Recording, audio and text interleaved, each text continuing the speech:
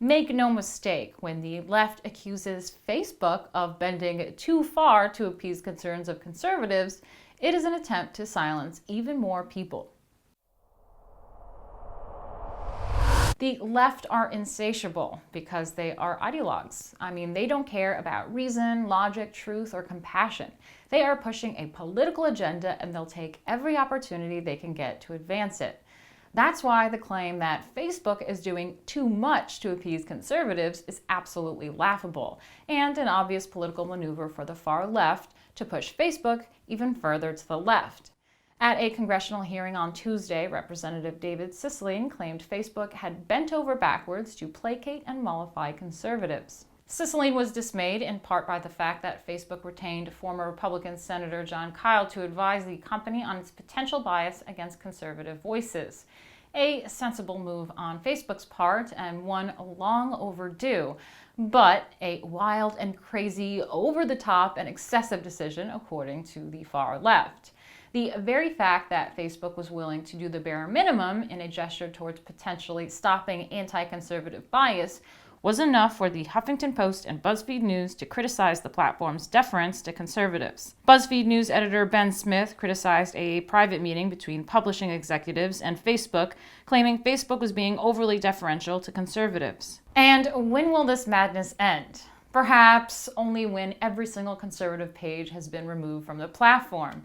Let's be honest about this. The left are going insane that the hugely popular InfoWars hasn't been removed from the social media platforms. Facebook is criticized by major news outlet editors when it dares to have meetings with conservative publishers. And if the social media company is willing to hire somebody in a gesture towards eradicating anti-conservative bias, which they never will, then the left goes into meltdown. Am I to believe that if Facebook was willing to shut down The Rebel, Breitbart, or even small Christian and conservative news sites, that the left would oppose that? I don't think so. Or would the left respond with a mixture of shrugged shoulders and shrieks of delight?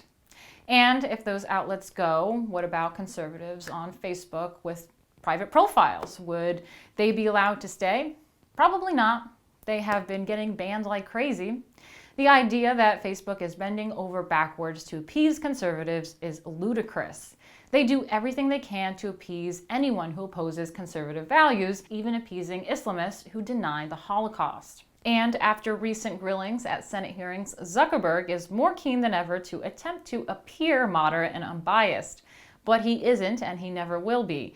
Facebook has put our own Rebel page at risk, and we know one day they're going to find a way to get rid of all of our dissenting voices. That's why the work we do collectively is more important than ever. The memes, the interviews, the articles and commentaries.